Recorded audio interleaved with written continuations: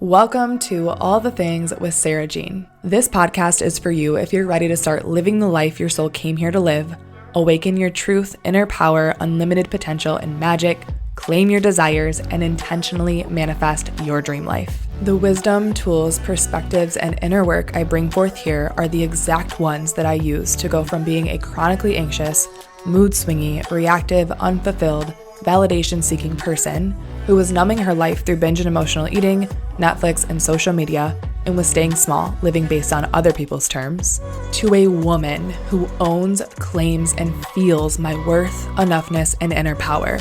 I'm now embodied in inner peace. I choose to walk with fear as I take risks and move toward my dreams, and am manifesting and creating the wildly magical, expansive, and fulfilling life, business, and relationship my soul came to this earth to experience. Now, this is not to say that I'm perfect. I wholeheartedly believe that we're all on a journey of evolution, healing, and growth over our entire lifetime, meaning there's no end game for this work and uncovering our highest potentials. There's always another level. I absolutely still face moments of doubt, anxiety, stress, sadness, and overwhelm, and every human emotion on the spectrum. I just don't let them drive and run my reality anymore. My goal with this show is to let you in on the highs, lows, and in-betweens of every area of my life and how I flow through all the things with the devotion to creating and having my absolute best human adventure. Throughout this episode, I'm inviting you to take what feels like a yes to your soul and give yourself permission to let the rest go. The thoughts, opinions, and perspectives I share here have been uncovered in my life through my own experiences as a white, privileged, straight, able-bodied woman with all five senses. And currently I do have a partner, but we do not have children yet. While these things influence my experiences and perspectives, I fully believe that every human on the planet has the ability to unlock their truth and highest potential, create inner peace, expansion, and joy, and manifest the lives their souls desire and came here for. If I ever say anything harmful or offensive and you feel called to reach out about it, please do, as I'm open to doing better and appreciate your feedback. And I speak on the show the way that I coach my clients. I'll never say, ask, present, or question anything here that I wouldn't to them. With that, know that my clients pay me to be real with them, to shine light on the things they aren't seeing or don't want to look at so they can release and begin to heal what's really holding them back, leading to rapid evolution and transformation. I am so beyond happy to have you here, and I'm extremely grateful that I get to do this life by your side. Let's go to the show. Hey, magical souls, welcome back to the show. If you are listening to this in real time, I am currently frolicking around in Puerto Rico with the love of my life, and I'm really hoping that you use this for evidence that manifesting your dream life is so possible. For so long in my life, I dreamed of being able to travel the world with somebody who I was madly in love with while continuing to work and make money through my dream career. There have been more times than I can count in the past 5 years that made it seem as if this reality was never going to be mine. But through all of those hard times, through the doubt, through the limits, through the challenges, I stayed so steadfast in the belief that eventually this reality would be mine. I held the vision, I stayed close to my desires, and now here I am experiencing them. And I share this from my heart, hoping that it will activate the part of you that knows that your dream life will also be yours as long as you continue to take steps toward that vision, both in the masculine material realm and energetically. And if you desire guidance and support on those steps that you get to take to start making your dreams a reality, my signature course, The Confident and Courageous Creatrix 2.0, is now open for enrollment. This is the portal where you will unleash your inner confidence and courage so that you can accelerate the manifestation of the life you dream of, desire, and deserve. So I first created and led this container about a year ago, and you guys, my mind was even blown by the results that came from this portal. So if you listen to my episode that I did with Victoria Lee Starr a couple weeks back, you heard us talking about how this container was a catalyst for her going all in on her dream of living van life. Another client just dropped into my DMs about a month ago, and she shared with me that it was her launch to say yes to her dream of being a freelance writer, and she is well on her way to making that dream a reality. This portal gave her the confidence and courage to take those steps, and she's coming back to the replays time and time again to guide her as she makes this transition a year later.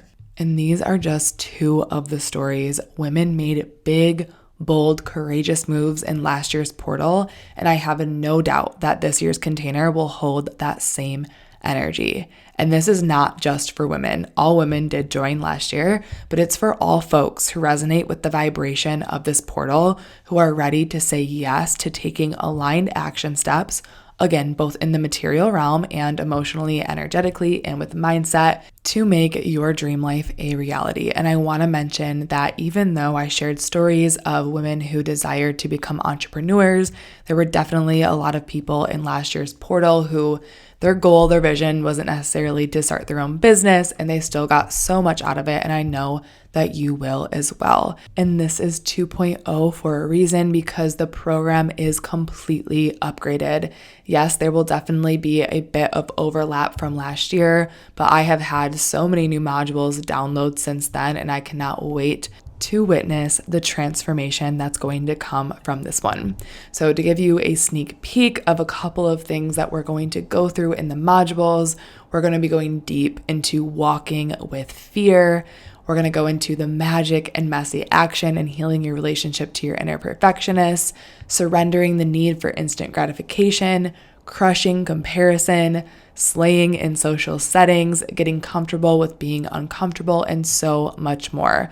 This container includes 8 learning modules, 2 Q&As, a Facebook community of like-minded humans. And oh my gosh, I need to touch on this for a second, because last year, there were a handful of people who met inside of this container, and a year later, I'm still watching them comment on each other's posts and follow each other on Instagram, like each other's things. So you will meet the greatest peers, the greatest friends, the greatest souls who are also on this journey. And then lastly, you get lifetime access. So we're running this course in all 10 modules live over 2.5-ish weeks. And note that you'll have the replays forever. The reason that I run it this way, like day after day after day, because that's essentially what we'll be doing. We'll be doing a module every single day. We'll have a couple breaks within that. But the reason I run it this way is because I truly believe, being a client of this structure, when I had a mentor who started hosting programs in this way, and I was a client of that, what I realized is that if we stay in the heat of a certain energy for a couple of weeks straight, something deep shifts within our vibration that changes us forever.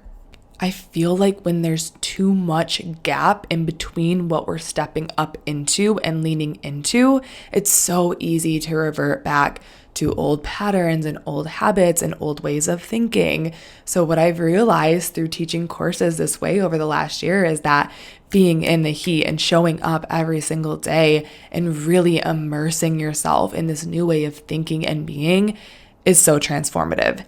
And if you can't make them all live, or if for you, you're like, that's not really how I learn, that's a bit overwhelming, just know that you can show up to whatever modules you want live and then do the rest via replay. And then you can also come back to the replays for years and years to come. Now, if you're somebody who does enjoy that live aspect of courses, I do want to note that this very well may be the last time I teach this portal live. I am changing some things in my business, and I'm really feeling intuitively that this is going to be the last time I teach it live. So if this activates and excites you, if it feels like a yes in your heart, I'm inviting you to trust that, follow that intuition, and I'm so excited to hold you in this space and to lead you and guide you into your next level. The links to join are in the show notes. You'll find links for both payment plans and pay in full. And if you have any questions or any concerns at all, please feel free to DM me on Instagram at Sarah Jean Harkin. You can also find that in the show notes, or give me an email at sarah@sarahjeanharkin.com, and me or somebody from my team will get back to you and help you find that clarity. Okay, and now I get to introduce our guest. Today we have at DocJenBND. I love saying that. That's her Instagram handle. It's so catchy. DocJenBND, otherwise known as Dr. Jenny, or as I like to refer to her, the Relatable AF women's health professional. She is a women's health and hormone specialist. She does all the things women's health related, and she has a huge focus on helping women come off of birth control with peace and ease so they can feel powerful, healthy, and radiant AF in their bodies again. Dr. Jenny is so good at what she does, and she's so freaking passionate about it because she, like me, has a very deep and emotional story when it comes to birth control, which you're going to hear us talk all about in this episode. She is just so knowledgeable and so wise around helping women actually heal from the inside out. Now, with that, I want to note that this episode is not medical or professional advice, and it does not substitute professional medical advice or consultations with healthcare professionals. If you desire that individualized medical professional advice or guidance, you can always DM Jenny on Instagram or send her an email, and she will guide you in the right direction to set up your consultation and receive the support that you need. All right, enough chatting. I'm so eager for you guys to hear this episode. So without further ado, let's go to the show. All right, Dr. Jenny, welcome to the show. Thank you so much for being here with me today. Of course. Thank you for having me. I'm pumped. I'm so happy to have you here. So for those of you who are coming from Her Vibe is Pretty, you may already know Dr. Jenny. We did an episode together. What was it, like 2 years ago? A lifetime ago. It was a lifetime ago. And we decided that we need to do another one because we have both grown and evolved so much since then. And the topics that we're going to be getting into today, we are both extremely passionate about because we both have our own stories with our relationship to birth control that have created a lot of ruckus and chaos, and also on the flip side, healing for us in our lives, which we will get into. But I also want to just throw out there that Dr. Jenny, I also like to refer to her. She came up with this name, and it's not like official yet, but it's so her, the Relatable AF women's health professional. Like, I just feel like that name could not be more fitting for you. Thank you. Always trying to keep it relatable. Yeah. And tell me why. Like, tell us why. Well, I didn't learn shit about my body until medical school, and I think that's honestly not okay. I think we should understand how the bodies that we're existing in work and how to know if they're working, not working, if there's something wrong.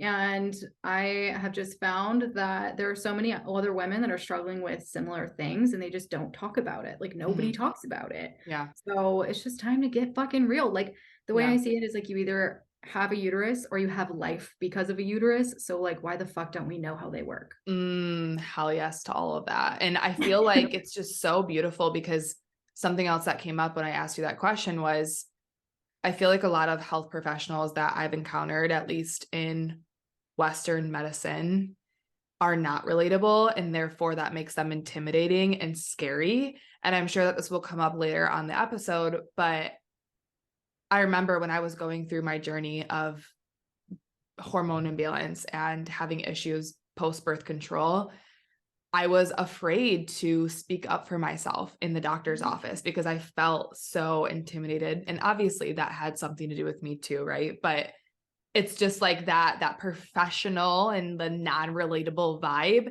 kind of makes this whole journey scary, and it shouldn't be scary. It should be empowering, in my opinion. Yeah, absolutely. I mean, that is such a barrier, especially in women's health. I mean, women's health in general is just, let's be real, it's kind of a shit show, but there's so much vulnerability in describing so many of the concerns that women have. Like whether it's painful periods or like lack of libido or pain during sex or whatever, these are all really vulnerable concerns. And if you're not feeling comfortable with the provider that you're talking to, like, of course, you're either going to withhold some of the truth or just not feel like you can speak up. And then there's, the unfortunate thing that happens when a lot of women do bring up these concerns and they're either dismissed or they're not listened to, or a lot of women are told that they're overeducated. Like that to me, oof, that really hits.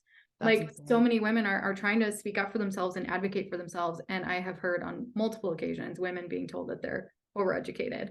And, it's really just a matter of ego. It's like, are you poking at your provider's ego by questioning what they're doing?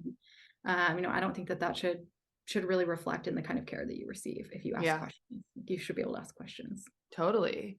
And like, I mean, I'll share my experience in a second, but I had a very, very deep, vulnerable moment with a woman in Western medicine. And I do believe that, they're doing the best they can for what they know. And the reason that they say these things is because that's what they were conditioned to believe. And it's just tough when, the providers aren't relatable. So thank you for being that relatable health provider that we can come to with these things. I want to speak real quick before we go into our stories, just a couple of things that I was thinking about before we started recording this episode. First of all, is one of my biggest takeaways from the masterclass that you just did all about birth control, which was that when we're first getting our cycle, they're not regular. And that's normal. Yeah. I remember this is where it all started for me. When I first got my cycle, I was 15 and ish. And I remember it wasn't normal. It wasn't regular at first. And I got one, and then it was 3 months, and then I got another one. And I just remember being told, just go on birth control. It'll regulate your cycles, because then you'll at least know when it's coming. It'll make you have a regular cycle. And it was just so normalized that that's just what you do to get a normal cycle. And so when I heard you say that it's very normal that when you're first getting your cycle, it's not regular, I just had a huge breakthrough moment. And I think that's really important to emphasize for the moms of daughters listening to this. Yeah, absolutely. And I mean, it is this misconception that we're supposed to just get our periods. It's supposed to be whatever, magical. You become a woman, and then every 28 days, your period just shows up. But research has shown, and time again, we've seen that young women who first start their periods, especially if you start it younger. So if you're starting your period, even as early as 10 years old, 11, 12, 13, things are likely to be irregular for a while because your body is just getting used to the process of ovulation, which is what regulates our cycle. Right. And they may go, a month without ovulation. So then they're going to have a longer cycle. And that's completely normal. And unfortunately, being told to go on birth control is part of the norm. It's almost more normal to be on birth control than not when you're in high school and things like that, which is upsetting. Literally my 10-year-old cousin asked me if she should go on birth control because everyone else in her class was doing it. No. And I was like, oh my God. Oh my gosh, that is just heartbreaking to me. So another thing that you told me before we started recording this is, and we'll get into temp drop and ways to produce or prevent pregnancy and learn your cycle later on. But you were saying that there's a temp thing for teens now coming out. Yeah, it's literally called Tina, which I think is cute. It's TEENA. I'll link it in the show notes. Yeah, they have a ton of information, even on their Instagram. Even if moms are listening to this and they just want a little bit more information on what a teenager's cycle can look like, what's normal, what's not normal, they have some great resources. And I'm so glad that this is becoming something available to them, because I honestly wish I would have had something like that when I was younger, because heck yeah. I mean, when I first started getting my period, they were really irregular. I was offered birth control as well. And, I just think that's a big misconception. It doesn't actually regulate your cycle. It takes your cycle away and gives you an artificial one. Right. What? Because is it true that a period on birth control is not actually a period? Yeah. So it's not actually a true period, because a true period is preceded by ovulation. So that means ovulation happens, and then about 2 weeks later, we either result in a pregnancy or our next period. So if a period is not preceded by ovulation, which is what happens in birth control because we're suppressing ovulation, that is a withdrawal bleed from you taking your sugar pills for the week, or not taking anything at all, or removing a vaginal ring, something like that. So we're going through this withdrawal bleed of removing synthetic hormones for a week. Got it. Okay. So something else I was thinking about besides that breakthrough from your class was the beautiful, and I know that you're starting to dive even deeper in your own practice into this realm because you're about to become a breathwork facilitator, which is amazing. And I definitely have questions on emotions as they relate to hormones later. But I was thinking about how parallel the work that you and I do is, as far as I'm very focused on getting people to awaken to the truth that the food, the alcohol, the social media, the Netflix, the relationships, it's just a band-aid to what the root issue is, or like, not, I don't like calling it issue, but what the root wounding is, what the root problem is, what the root challenge is. It's like all of those things band-aid temporarily. So it's like, I'm feeling stressed. All right, ice cream, even working out sometimes, Netflix, it's a band-aid, and that stress is going to come back. And most of you know my story. That's how I ended up with chronic anxiety, because I was band-aiding the anxiety. And that's very parallel to what you do, being that birth control is a band-aid for a lot of these deeper symptoms that we first go see a provider about. Yeah.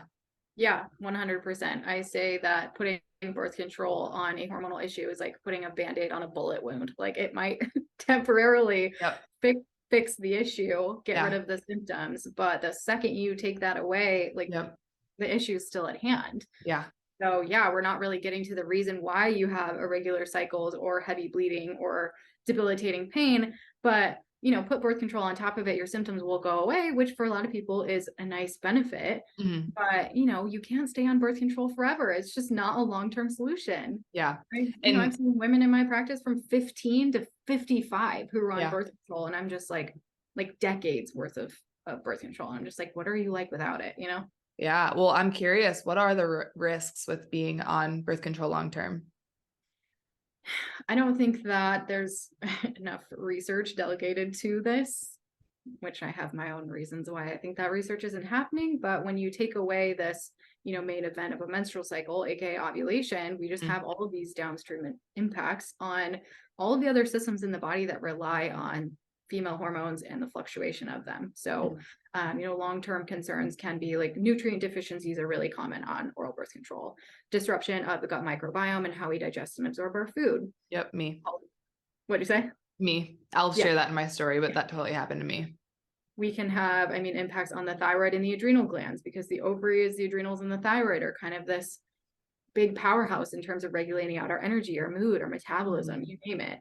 So, do we know the exact long-term consequences? I don't know, but I know that it impacts all of those systems. So, long-term, we might have issues in any of those areas. Yeah.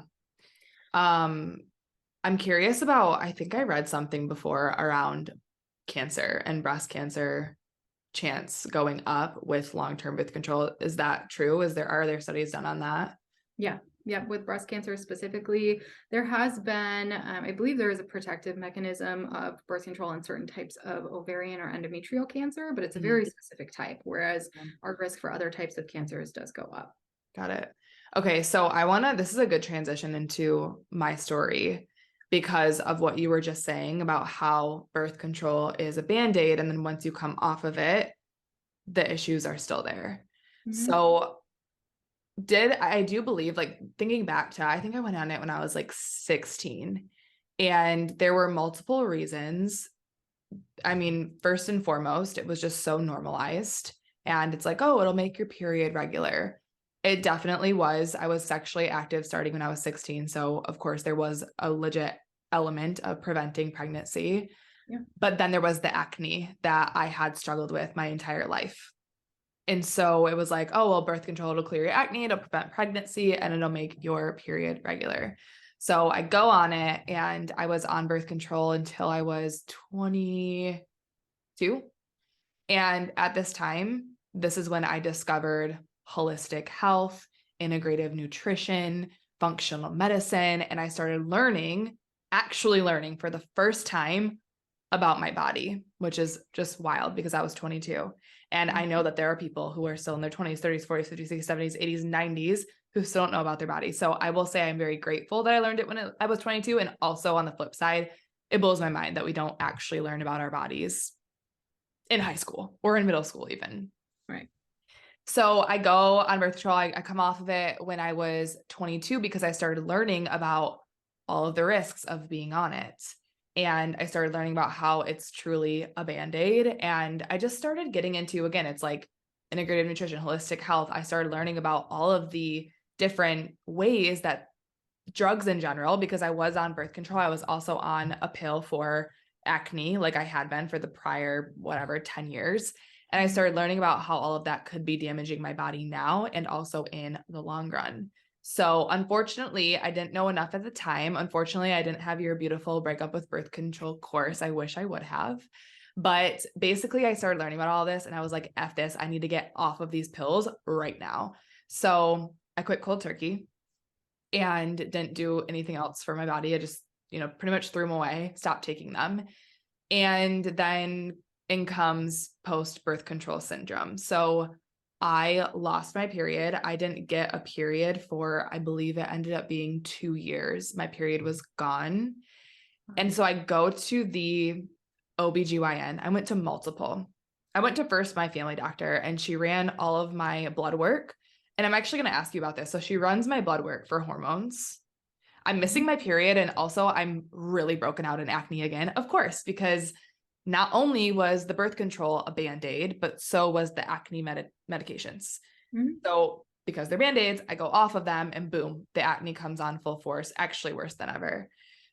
And I don't have a period. So I go to my doctor and she runs all these blood tests for hormones. And they come back and she said, they're normal. You're good. Like how? So I'm going to ask you to intervene in my story really quickly. Like, how can that be that she ran my hormones? She took these blood tests and runs my hormone numbers or whatever. Mm-hmm. And she looks me in the eyes, broken out in acne, no period, and says, you're fine. Just be patient. And this was after like 6 months of not having a period. Mm-hmm. Well, first of all, the first thing that's coming to my mind is the meme of like somebody literally like drowning underwater and their hands sticking them. And it's like me when my doctor looks at me, I'm feeling like shit and they tell me my labs are normal. Like I've never seen that. Oh God. That describes it. Yeah, it can be incredibly frustrating when you're like clearly sitting in front of a provider feeling like absolute trash and they're like, oh, well, your labs are normal, so I guess you're fine. And I think I should clarify first that like I'm not sitting here to like shit on conventional medicine and all of the providers that are part of it. I do feel that most people get into medicine because they have a kind heart and they want to help people. Yeah. But unfortunately, if all you have is a hammer, all you see is a nail. So if the only tool that you have for supporting women is birth control, like that's going to be what you offer. I would say, obviously not knowing what labs were run, I would wonder if they ran extensive enough labs because we need to know, not only what our sex hormones are doing, so estrogen, progesterone, testosterone, but we also need to know what the hormones from our pituitary gland, aka part of our brain, are doing, LH and FSH specifically, because those are what tells our ovaries like, hey, it's time to ovulate, time to release an egg, time to, mature a follicle, like. And that is LH suppression is something that happens during oral birth control to shut down the process of ovulation. So your other hormones, your sex hormones can be normal, but if those hormones coming from the brain to your ovaries are not normal, then we can have a missing period. Or we can have other things that are possibly delaying ovulation, like metabolic dysfunction, like incredible amounts of stress, like just that process taking a little bit of time to kind of come back online after being on birth control and suppressing it for so long. I will also say there's such a massive range for hormonal labs. Like, I don't remember off the top of my head, but I think the estrogen range for a lot of different times in the cycle is like 25 to like 450. Dude, it's insane. I remember looking at those tests and even Zach, he recently got some blood work done and it wasn't hormones, but I was looking at these. And when my grandma got sick, I was looking at the quote unquote normal range and I'm like, how is this? What? Like 2 to 550? What is this? Like, how do you even like gauge that? Yeah. Well, especially for hormones, there's different ranges based on where a woman is at in her cycle, but you aren't having a cycle. Right. So it kind of doesn't fall into any of those neat little ranges, but also most lab results are, the normal range is based on a sick population. So it's like, we need to be striving not only for normal, but optimal. So it's possible that, A, they didn't run extensive enough labs, B, they weren't within optimal, they were just considered normal, which normal is huge, or something else was going on that didn't reflect in your labs that was suppressing you from having gut health, which was gut health, which I'll bring that in a second because they did not test my gut and that ended up being the root cause. And something else I want to touch on before I continue my story, what you just said was they run for normal, not optimal. And it's just, you bring such a beautiful point through here that so much of this is normalized. So we think it's okay. I know so many women who they have horrible cramps and like get really sick around their period. But because it's so normalized, oh, everybody has that. That's just part of being a woman. They don't think to do something about it. They're like, well, this is just normal. And it's like, I always talk about this too with binge and emotional eating for so long. I just thought it was normal to be sad and grab ice cream or have a bad day at work and like order a pizza and sit in front of Netflix.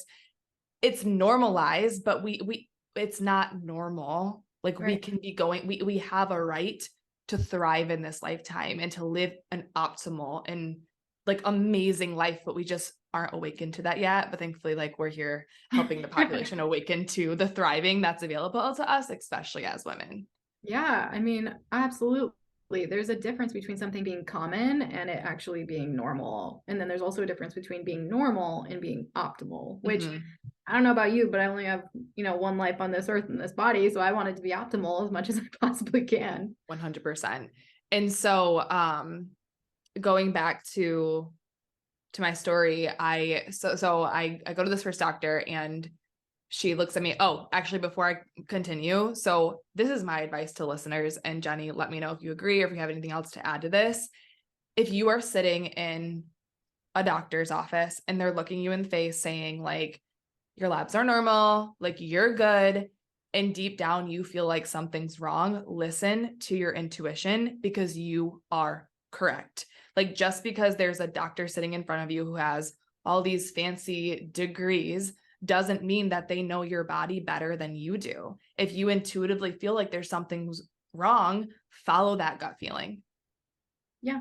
I tell my patients, like, yes, I have my medical degree, but you have a PhD in you. You are the only person that's existing in that body. You are the only person that can say whether that is, whether that's happening to you or not. And if you're sitting in front of a provider who's listening to you and not either validating your concerns or even like looking into any other options for you, get another doctor. Like the ultimate thing about healthcare is that they're there to help you. You know, you don't, I mean, there's so much shame in like getting a second opinion or like finding another provider, but like, yeah, trust your intuition. If you know that something's off, if you know that you could feel better, chances are, if you can see it in your mind, it's already yours, right? Like it is exactly. Yes. So thankfully I did that. So I leave this first provider's office. I booked this appointment with this OBGYN who is very well known in the area that I live in. And this is kind of where this vulnerability piece comes in. So I go to this OBGYN and she, checks me out, runs her own set of tests.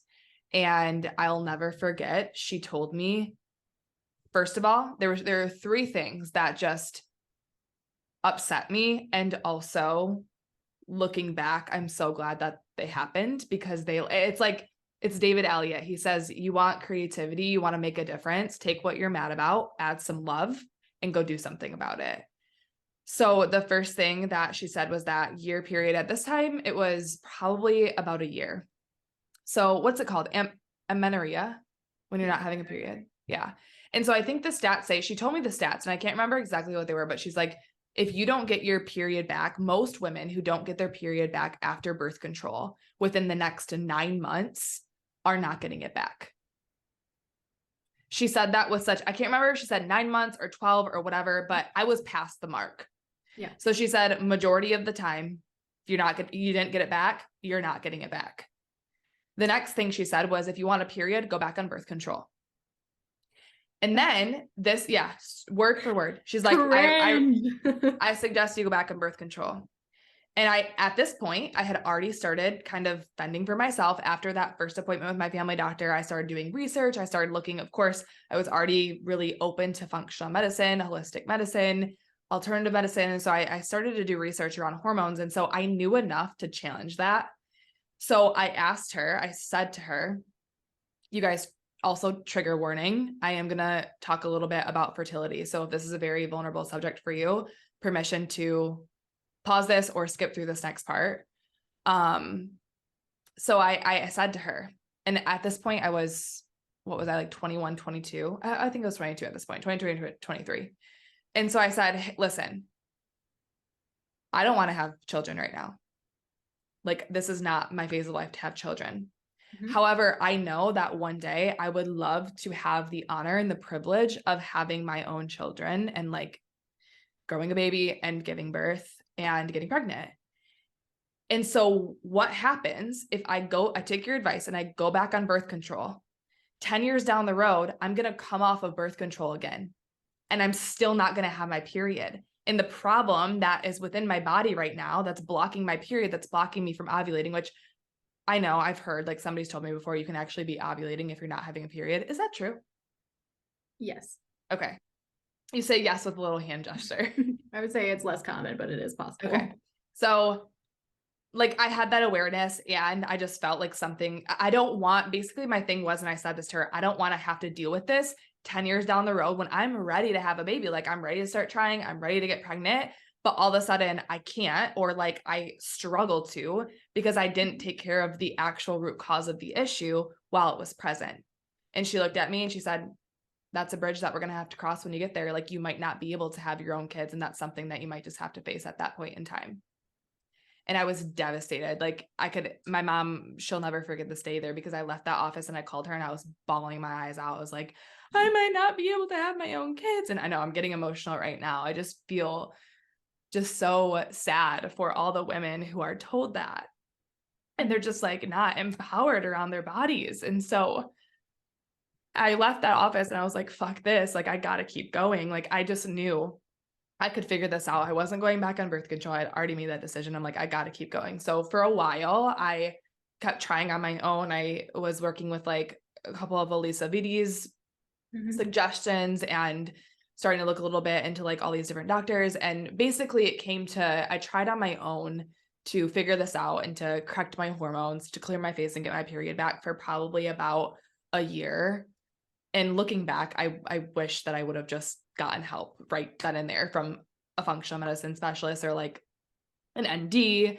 But I didn't, and it is what it is. Eventually, after a year, I found a functional medicine specialist to work with, and like just walking into that office, I remember just feeling such relief, because the doctor looked at me and she's like, of course you're going to get your period back.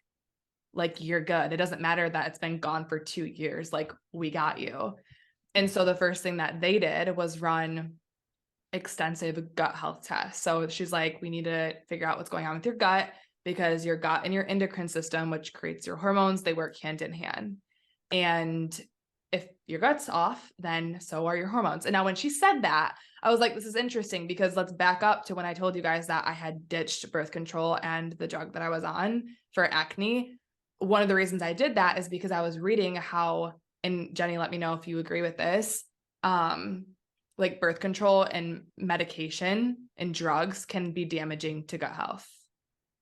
Yeah, especially a lot of the medications that are used orally for acne. Yep. So I was on Accutane 2 rounds, which is like, yeah, I know. It's a very, very strong and potent, like, I don't know if you guys don't know what Accutane is. It's a drug where you have to take pregnancy tests every month in order to get the prescription. You have to get blood work done to test your liver. I mean, I don't know why red flags didn't go off back then, but it's just because I didn't know. I wasn't empowered around my body. It was because I trusted the doctors I was working with for acne. I just thought they had all the answers. That's what I was taught to do, is trust the doctors, and whatever. Don't want to go down that rabbit hole right now. So you did the best you could. Yeah, I did the best I could. Exactly. So the moment that she said gut health, I'm like, this makes so much sense, because I've been on so many drugs my entire life for acne. I was on birth control for so long, and like other drugs for whatever, every little cold I got, I'd run to the doctor and get a prescription medication. So I'm like, yeah, it would make sense that my gut health is depleted. So she runs this gut health test. She's like, you have SIBO. It's called small intestinal bacteria overgrowth. So she treated me with an herbal supplement. There's like an herbal tincture and then a couple more supplements. And then I was on something called the low FODMAP diet, which I didn't do. You guys know I'm like a food and body person too. So at this time I was like healing my eating disorder that I was experiencing. So I didn't do the low FODMAP diet 100%, but I did it about 70. I was very aware and worked with them for 3 months doing that. And I remember, and like at the end of the 3 months, I still had acne, was still experiencing it, and I hadn't gotten my period back yet.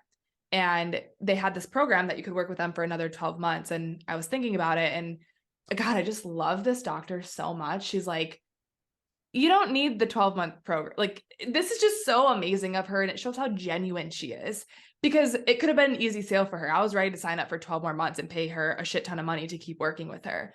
But she's like, I don't think you need it. She's like, listen, just be patient. You just started this protocol like 2.5 months ago. Give it another month. And if you don't have your period back, call us. I have another thing that you can try. And like, if you need that monthly subscription, like whatever, we can talk about it then, but be patient. So I left her office and I'm like, okay. And then on January 1st of 2020, let's see, Zach and I started dating in 2019. Yeah. So January 1st of 2020, I woke up and I went to the bathroom and I got my period back, and I started bawling my eyes out, and I FaceTime my mom and she's crying, and like, it has been so regular ever since. If you guys are watching this on video, I mean, I do have a little foundation on, but I debated even putting it on today because my face is so fucking clear. It's just, I have awesome skin now, which is wild to even say that, because for so long I was like, it is what it is. I'm surrendering to the acne. But I would say the period came back after 3 months. The skin started to clear after like 6 or 7. That took a little longer.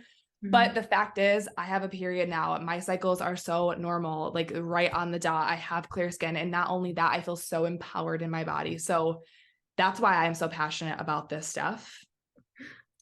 And Jenny, all of that for you. Yeah, thank you. I would love for you to share your story and like why you got into the work that you're in now, helping women make that transition off of birth control. Yeah. Well, first of all, I just want to say that it's not okay to tell somebody that they may never get their period back, especially if that person wants to have children. Right. That's never okay. Yeah.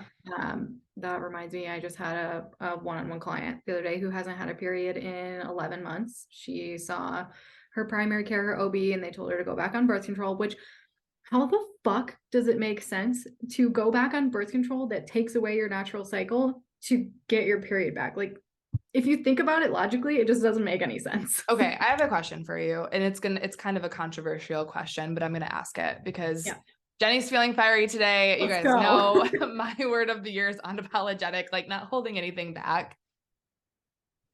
Obviously, we spoke to that the Western medicine doctors are doing the best they can for what they know. And I'm curious, like hearing you say that about how like how can they even prescribe going back on birth control? Do you think that these doctors are waking up to what we're waking up to, but like they're too afraid because they want to keep their jobs and this is all they know? Or do you feel like they genuinely don't have a clue what they're doing to women's bodies? Man, I want to believe that they don't know, because that almost makes it better, right? Yeah. I also know how much money goes into birth control every single year. Like, it is one of the top drugs ever for decades, you know? So there's this huge financial component of it, and just in terms of big pharma and conventional medicine, but that's, you know, that's going down a rabbit hole. I do truly believe that a lot of providers just want what's best for their patients, and this is all that they know. Yeah. And the only logical thing that I can think of in terms of putting somebody back on oral birth control specifically when they're not having a bleed is because it would technically trigger somebody to have a bleed, which having a period or a withdrawal bleed from birth control is helpful because it cleans out the lining of the uterus. Essentially, we don't want to let the lining of the uterus build up too much and not shed it, or we don't want it to go to the point where it's not shedding at all. So logically speaking, and I haven't talked to these providers, so I can't say for sure. Yeah. But the only thing I can think of is that they're just, you know, they're going with that logic is like, okay, well, you haven't had a bleed in a long time, like birth control will trigger a bleed, like here you go. Mm-hmm. But to say that it's getting your period back or regulating your cycle or doing any of that is just a flat out lie, because it's taking that away. It's not regulating it. Right. And okay, that's interesting too, though, something that you just said, that you don't want build up, like you want the bleed, you want the shed. First, probably 2 years, my provider was like, oh, you don't need a period. You can skip your period. So I skipped it. So for so long, and I would kind of like, I'd maybe let myself bleed like once a year, if that. But most of the time I would just skip my sugar pills and I'd go right in, and she was like, oh yeah, it's totally fine. So I did it. My mom did it. My sister did it. It was just so, she was like, yeah, you don't need one. Yeah.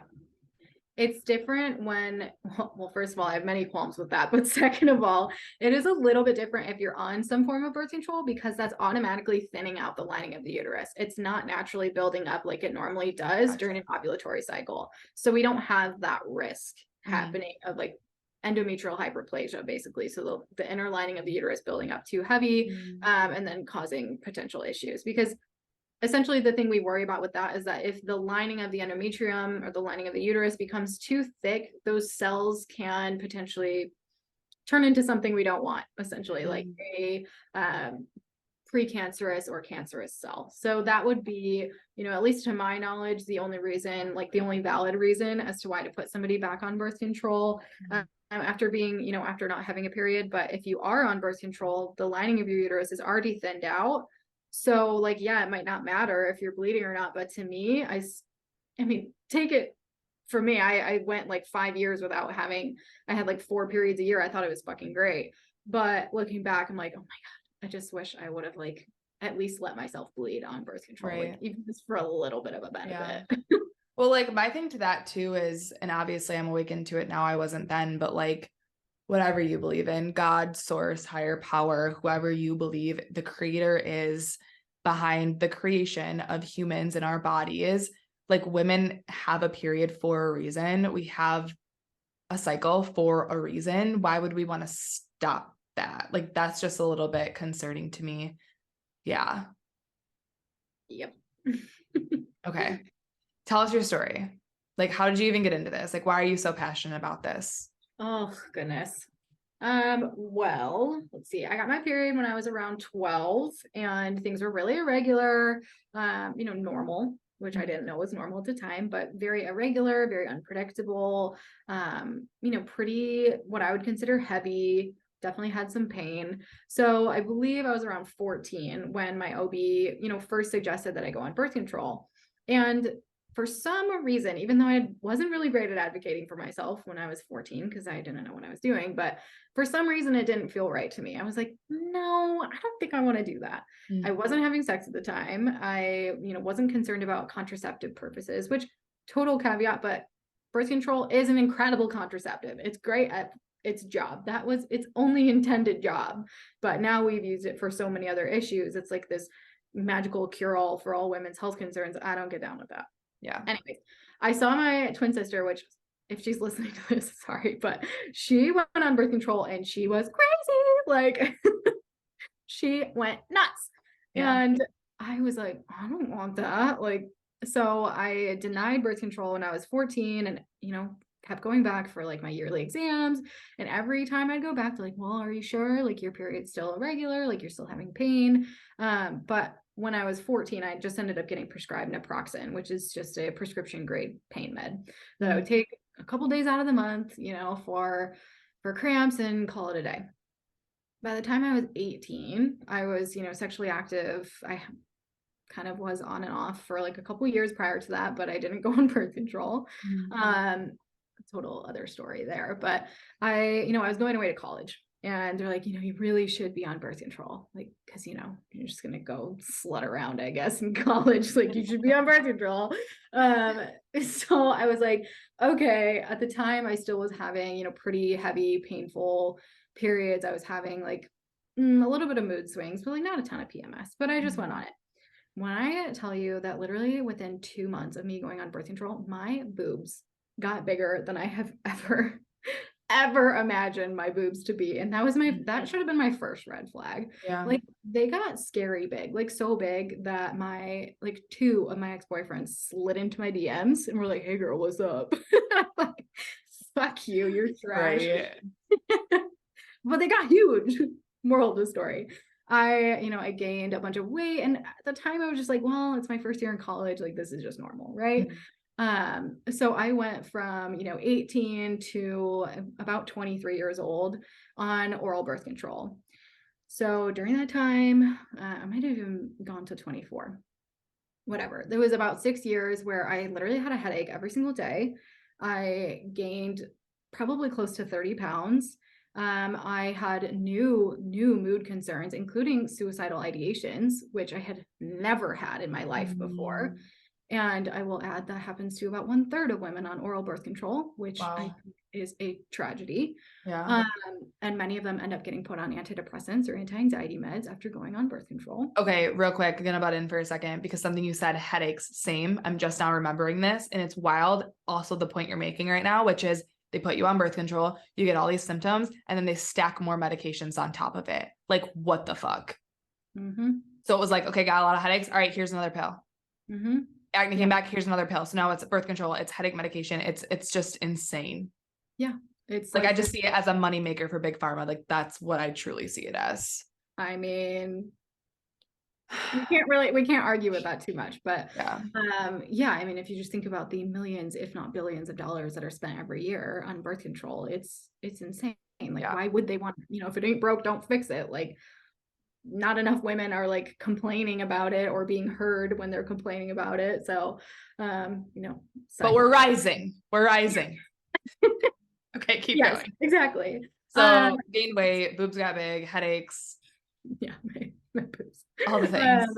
Headache every single day, but I just like took Tylenol, took ibuprofen. I was like, oh, it's because I'm stressed. Like, granted, during this time of my life, I was also like eating like shit, staying up too late, drinking energy drinks. But I don't feel like it's a total coincidence that I was on oral birth control this entire time, because all of these are well-known side effects of birth control. If you look at the pamphlet for oral contraceptive, the side effects list is a mile long and in this big a font. Yeah. So, I had a headache every single day, but I always just like blamed it on something else. I had terrible mood swings. I had suicidal ideation. I had irregular bleeding or like spotting all of the time or no bleeding at all. I had a lot of digestive concerns like bloating, you name it, all of that fun stuff. So, every time I brought this concern up, I would just get switched to another form of birth control. It's like, oh, well, that's just not the right fit for you. Let's just find a better one. And, granted, my OBGYN was, okay, weird, but also the guy that delivered me and my sister when we were babies. So I was like, I trust this guy. Like, he really was a very kind person, and he always was there to like listen. But his only solution was like, okay, just switch different forms. And about 5.5 years in, I finally found a birth control that I felt pretty good on. But here's the kicker. About a month later, they're like, oh, your insurance doesn't cover that. It's going to be $300 a month. And I'm like, are you fucking kidding me? So yeah, I just decided that, no, I don't think oral birth control is a great option for me. Like, I've tried it for 6 years. I felt terrible. So by this time I was in medical school and, started learning about a couple other options, and met with a new OB, and she really like kind of sold me on the hormonal IUD. She's like, people who don't do well on oral birth control, like sometimes they do well on the IUD. Okay, wait, question, because this is one of my questions, but this is a good time to bring it in. So when we're referring to birth control, obviously you and I are on the pill, but are we also referring to hormonal IUD? And like your course, Break Up with Birth Control, is that just the pill? Is it is it the hormonal IUD? Like, what does that include? Yeah, so birth control, I mean, I think the most common and what people mostly associate with is oral contraceptive pills, but within the term birth control is all forms of hormonal birth control. And most of them have very similar side effects, just to like lessening degrees, essentially. So, we have oral contraceptive or the pill, and then we have multiple different types of hormonal IUDs. We have stronger ones and a little bit weaker ones that only last 3 years versus 5 years. And then we have like the Nuva ring, the vaginal ring, the implant, so the implant that goes in your arm. Next one. Isn't there a shot too? Depo. God, yeah, I have many goals with that. Oh no. There's the Depo shot and then the patch. So those are going to be your main forms of hormonal birth control. But I'd say, most women are either on the pill or an IUD. That's kind of standard. So you go with IUD. Great, I'm gonna feel better. Yay, excited. My doctor was like super kind, putting in my IUD, like, okay, hurt like a bitch, first of all, because they have to dilate your cervix, and your cervix does not want to be dilated. Having a baby. Oh, no. Sorry, please don't pass. I'm good. I'm working on this right now. We're good. You're doing great. Progress. Yeah, so it felt not great when I got it in, but I was happy to be off of oral birth control. I basically had about a week off of birth control and then got the IUD put in because they want you to do it while you're on your period, basically.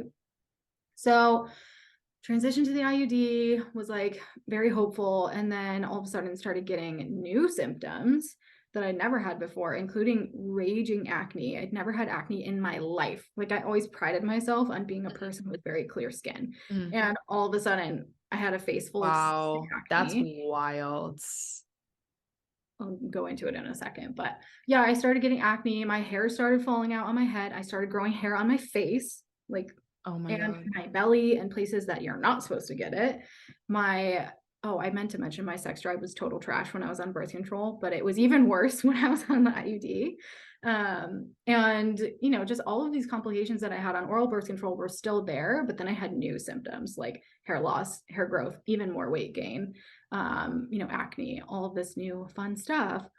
I also had, cramping because there's a literal foreign object in your uterus and my uterus was pissed. So I just got cramping all the time. I had spotting.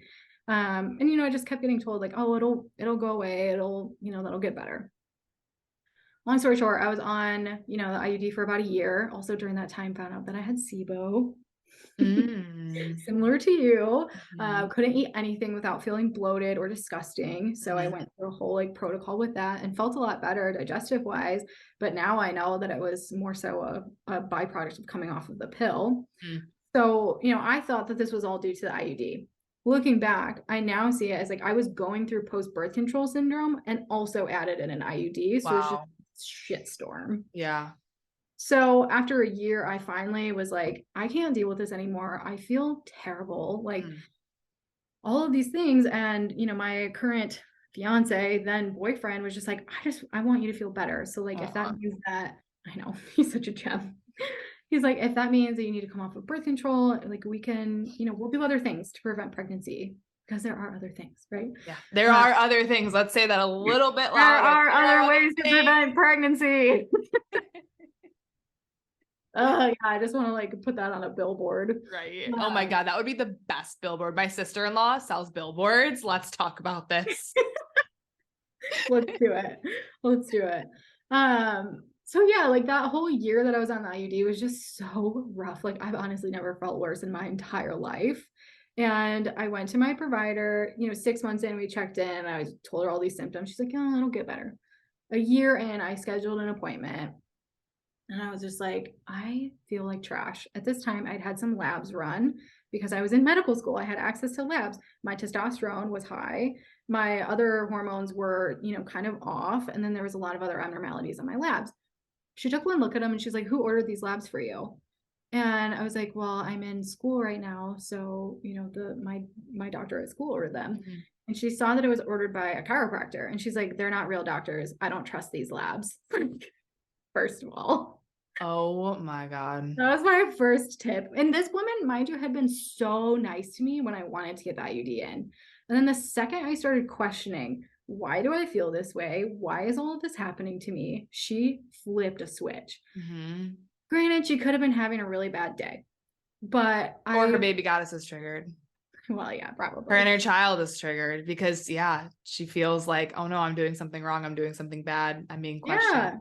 Yeah. And I was just like, well, I don't want it anymore. Like, I don't feel good. Like, and her response to that was, well, first of all, she said, if you just stop eating carbs, you'll lose weight. And I was like, oh, I already don't eat a lot of carbs. And I mentioned that I was gluten-free. She said, gluten-free doesn't mean healthy. Like, so she went on that rabbit hole. And then she told me that it was unsafe to be off of birth control if I was sexually active. Oh my God. And wait, can we just intervene here and say that you can only get pregnant one day out of the month? 24 hours out of the month, and then a sperm can survive 4 to 6 days. So like maximum 7 days, 8 days out of the month. Wow. Yeah, it's wild. So yeah, she basically made me feel like shit and told me that it was all in my head, that there was no way that all of this was coming from the IUD, that my labs were fake, that I should just stop eating carbs. And then the real kicker was, she's like, well, if you don't get your period 3 months after we take this out, we're going to treat you for PCOS. which, you know, because of acne, hair growth, hair loss, weight gain, all of those symptoms. Which, Like, by the way, let's just shine light on. You didn't have any of those symptoms your entire freaking life. If you had PCOS, you would have been experiencing those, right? Like you wouldn't have just all of a sudden gotten them. more than likely, but I was also on birth control that entire time, which can kind of suppress those symptoms. But there is also a version of PCOS that is induced post-birth control PCOS. Wow. There is also just post-birth control syndrome, which a lot of those symptoms overlap. Yeah. But I didn't know this at the time. So she's like, you know, come back in 3 months if you don't get your period, but it's okay because you don't want kids anyways. And I was like, because I had mentioned to her that I didn't really think that I wanted kids. So then she's like, well, lay back on the table. I don't approve of this decision, but I'm not changing your mind, I guess. And she literally did not tell me. She said, okay, ready for a pinch, ripped it out, like excruciating pain, first of all. That's tragic. That's so fucked up. That's like abuse. Yeah. Yeah. Is there a term for that? I mean, there's medical gaslighting and malpractice, but there you go. Like, and mind you, this woman the entire time before I wanted to get the IUD to put in and when I got it put in was so sweet. I literally was bragging about her to my friends about how great she was. And then she like turned into this, I don't even know. Like it was awful. It was a terrible experience. Okay, you've been through Femme Awakening, so we can talk about this. It's literally like the baby goddess because kids, like think about kids, inner children. Mm-hmm. When kids agree with other kids, they're all nice. But the moment that one child does not agree with the other child and says, no, I'm not going to play with you. And no, I don't want to do this. That child freaks out. That's literally what happened there. Yeah. Yeah. Now I see it as like, I was questioning her. I was questioning her ego and she didn't like that. So long story short, this is taking forever. Sorry. We're going to get there. No, I'm so in this. I got my IUD out. I was like, holding back tears, went to the front desk, like checked out, and they're like, do you want to schedule another appointment? I was like, I will never be back in this office. Thank you. And I was like, send my bill to my insurance. Like, and I was like literally holding back tears. Second I got out the door, I started sobbing. I was a third-year medical student at this time, second, third year. So I knew how to advocate for myself to a certain degree. There are so many other women out there who have no fucking clue, you know, what's normal, what's not normal, how a provider should treat you. So they're just going to like shrink back. To me, I stood out there and I was like, fuck this. If I was treated this way, I know there's other women out there that have done that. And I'm just going to be just even a little bit better. And I want to treat women just even a little bit better than I experienced today because this is wrong. Like, this is not okay. I got home and Rob was like, oh no. I was like, fired the fuck up. I started gathering all the resources I could find, like learning about the menstrual cycle, learning about hormones, learning about testing, learning about like tracking your cycle. I dove the fuck in because I was pissed. It's like, if I was treated that way, there's 1,000% guarantee that other women are having this exact same experience.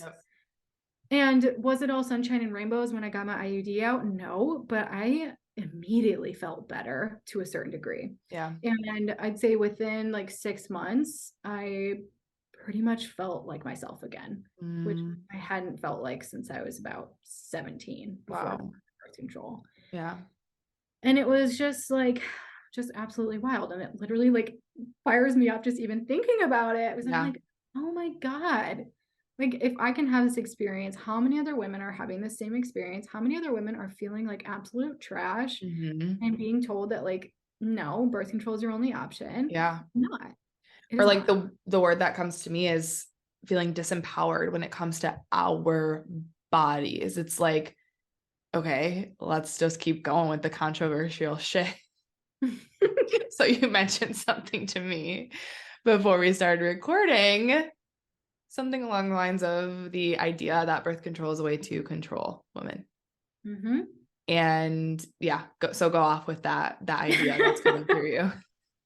Okay, first of all, apologies to all feminists everywhere because I consider myself a feminist to a certain degree because I think women should be empowered in their bodies, but I also think that birth control is a big trap because did birth control allow women to get into the workplace because they were no longer having unplanned pregnancies? Absolutely. However, there are other ways to prevent pregnancies that women aren't really educated on. So they just think they don't have any other options. Second of all, birth control, because it takes away ovulation, naturally puts you into more of a flatline state in terms of your mood, your motivation, your energy, versus a woman who's cycling should have ebbs and flows in her motivation, in her sex drive, in her sociability, in her ability to get shit done. Like that fluctuates. So if you think about it, taking away those natural ebbs and flows and putting in a steady state of hormones where everything's just okay. Like meh. Yeah, everything's like a solid meh. Like nobody's feeling good. Right. I don't think that was the real purpose behind birth control. I probably get shot down if I said that, but I don't think that's the real reason why birth control came about. But I do think it's a very interesting side effect. And there's a book called This Is Your Brain on Birth Control that completely explains the difference in a woman's brain when she's on hormonal birth control versus off. There are, changes in who we select as a mate. There are changes in our, motivation and our ability to get things done. There's a change in just about everything because ovulating sets us up for this natural rhythm of hormonal fluctuations. When we take that away, we put in birth control that's a really, really low dose. So we're basically in a menopausal like state. Who the fuck wants to be in menopause longer than they have to, right? Like, but we're artificially creating a menopausal like state on birth control. That's insane. Like I really started to wake up to this idea when I read, I think it was like Woman Code by Elisa Vitti, where I first started to learn about how, we have 4 cycles or 4 phases in our cycle. And just started to learn about our power and our gifts that are amplified with each different phase, and how magnetic and alive and turned on we are as women without hormonal birth control and like with our, natural body flow. And I think that's also important to highlight that, because this is something that I know is and I think it's beginning to shift, but I'm still seeing it. The male is on a 24-hour cycle. Is that what it is? And so it's like for men, the where I'm going with this is the gym vibe. It's like we were taught, and I remember when I first got into health and wellness and I was really big into like working out and macros, it was go, go, go, get your ass in the gym. Even if you don't feel like it, go to the gym anyway, force yourself there.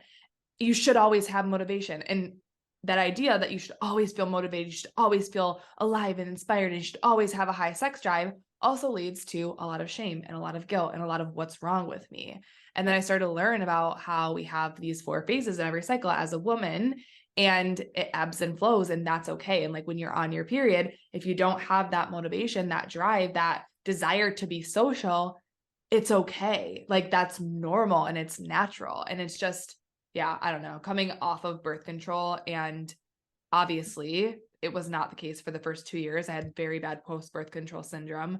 But once I really started to get like my health in order, my hormones balanced, so magnetic, so on fire, so alive, so inspired, so just like driven to do something amazing with my life. Yeah, it's absolutely a fucking crime what happens to women's motivation and their brains and their moods when we're going on hormonal birth control. And there actually is, this, I feel like it's maybe still a little bit underground, but there is this movement where people are starting to understand that like maybe it isn't the best idea for women to be on hormonal birth control for decades of their life. We still don't really have, a lot of other alternatives that are being talked about very well, but there is starting to have this conversation, which I'm so happy for, because obviously if you and I are sitting here having this conversation, how many other people, have gone through something similar? And, yes, I did experience a pretty significant period of time where I had post-birth control syndrome. I was also on an IUD and then, came off of everything. And I would say it was probably a good 6 months of me just like trial and error, throwing shit at the wall, hoping it would stick. And the only reason why I knew how to do that was because I was in school. Like I was literally learning about all of this stuff. And I was just like, well, I guess I'll try it. And finally, kind of figured out through all of that trial and error what works for me. But the unfortunate thing is that a lot of women, when they do decide that they want to come off of birth control, they bring it up to their providers and they're just like, oh, okay, well, just go off, you'll be fine. Right. Like, And that's not true. Or, well, yeah. Or they'll be like, well, you don't want to get pregnant, do you? And try and scare them to keep them on birth control. Or it's just there's no education given to the fact that you can feel like absolute trash coming off of birth control because of what it's been doing to your body. And especially if you're on it for a decade or more at a time, like, of course, the longer that you're on something like that, the longer you're suppressing your body's natural processes, like it's going to take a little bit of time for your body to be like, okay, we got this. Like, we figured it out. Yeah. And that's where your course comes in. Absolutely. So tell us about it. I have more questions for you, but I just feel like this is a great time to talk about your course and the beautiful resource that you've created for women who are ready to take their power back and get off birth control and do it in a way that feels empowering and aligning. Yeah. I mean, the main goal is to educate and empower women on how their bodies work so that they know how to speak up for themselves and how to care for themselves. So I created this course, Break Up with Birth Control, out of my own experience with post-birth control syndrome, basically how I, did trial and error and figured out how to heal my hormones, and then have now taken many, many of my one-on-one clients or patients through the same process.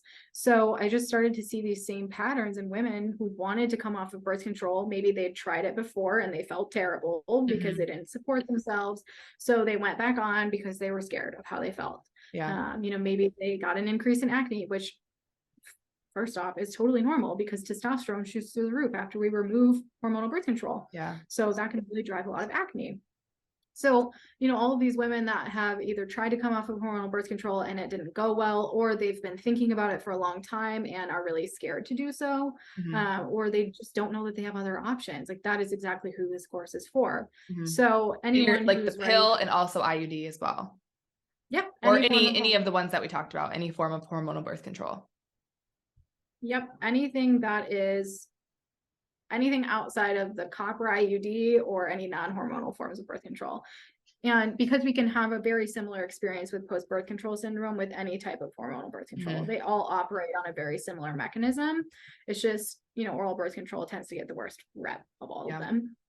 So, this course, again, is like kind of coming out of my own experience, healing my own hormones, but also the journey that I've taken a lot of my own clients through who have been, ready and are waking up to the fact that they don't want to be on birth control anymore, but they don't know that they have other options and they don't know how to support themselves. So I designed it, to be either used as you're transitioning off of birth control or even to support yourself for a couple months while you're still on birth control and then through that transition of coming off of it. There are a lot of people who just like, they get fired up and they want to listen to this podcast and say, fuck it, I'm getting off of birth control.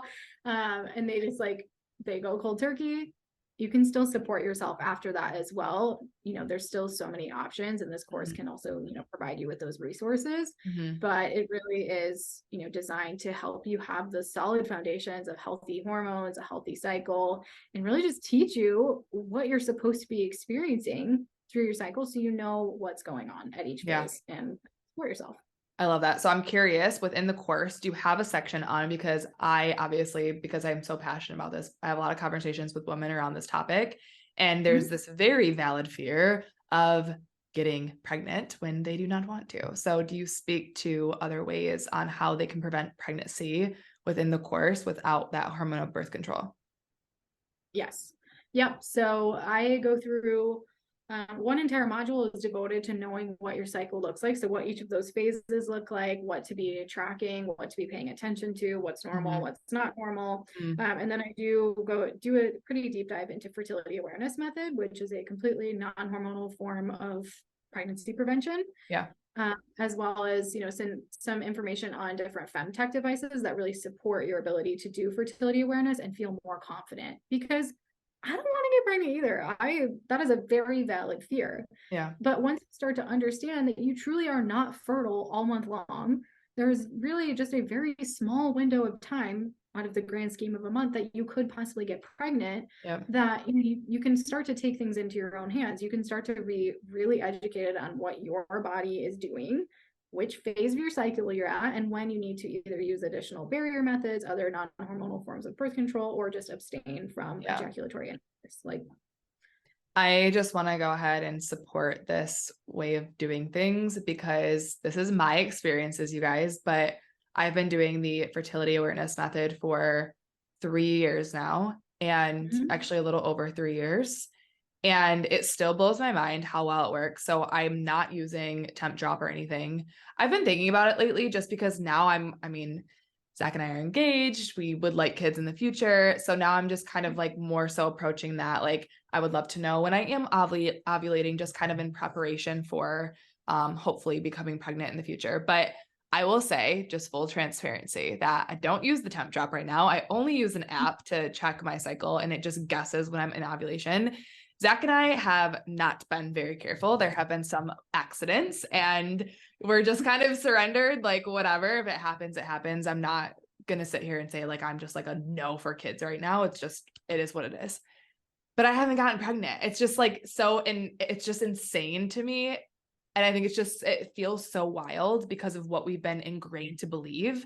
Like, it's literally been, and you guys know, if you've been following me for a while, we talk a lot about conditioning in the subconscious mind.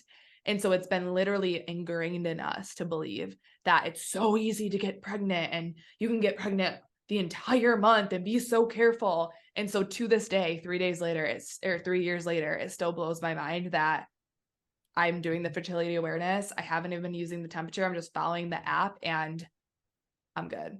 Like, no pregnancies here. Okay, big knock on wood here, but yes, we don't need a knock on wood. I'm like, so I've had baby fever for what, like 6 months. We do know that. I mean, yes, there is so much fear-based conditioning in the world of women's health that so many women, literally women who have been having a menstrual cycle for decades of their life, still under the impression that they can get pregnant at any point in their cycle.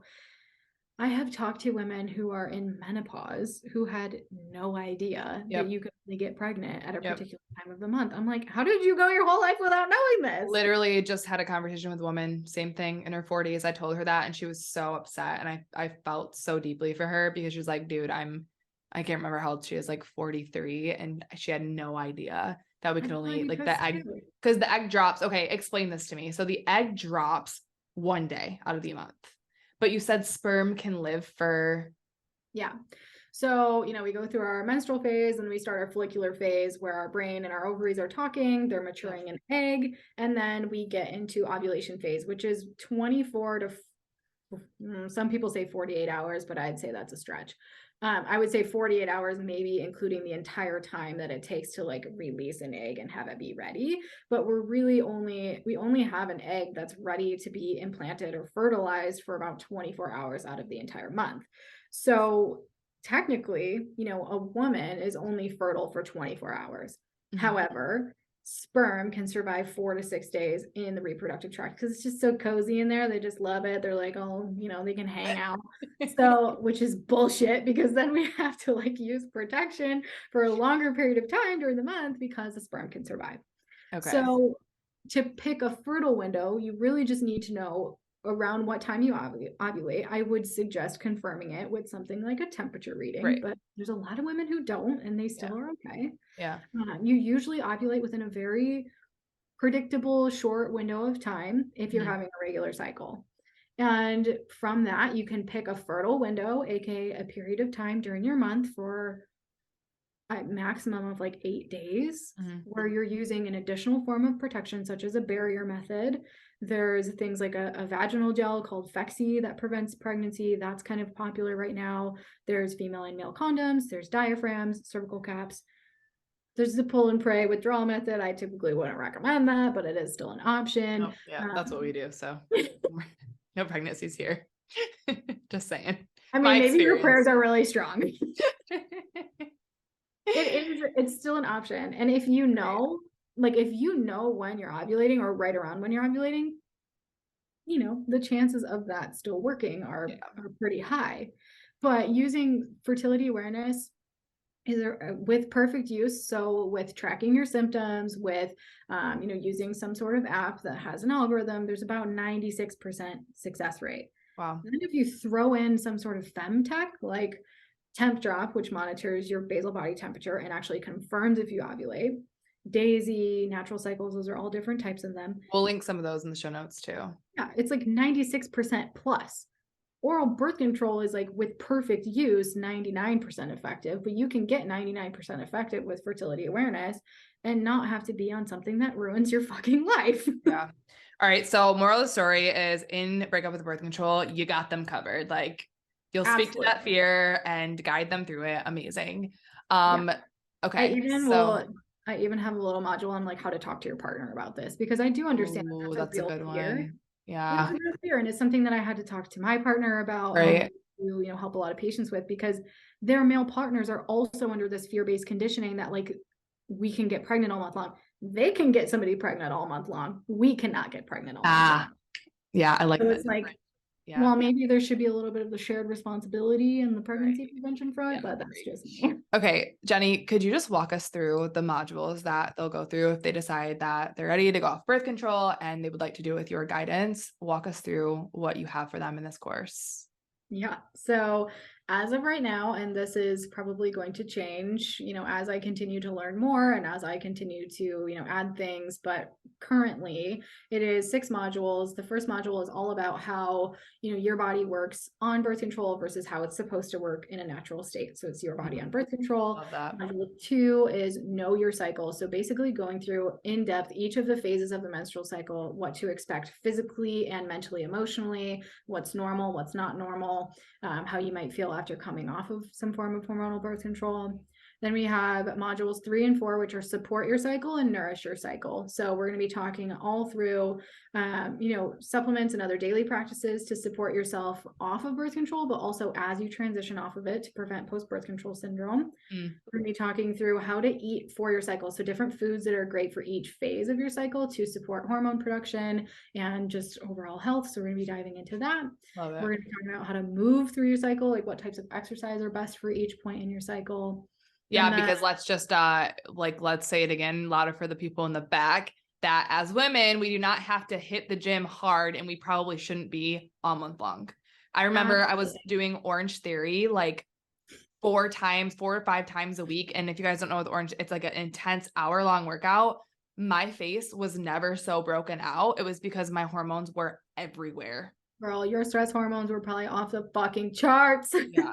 Okay. So God bless that you are talking about this inside of this container. Yeah. How to eat and move through your cycle. And even, emotionally, we're going to dive into stress management and mental emotional state on birth control, off birth control, and future, so that you know how to communicate with people at different points in your cycle, what to expect mentally, emotionally, how to support yourself and your stress management practices. Like I have found that this mental emotional piece of wellness, we cannot ignore it.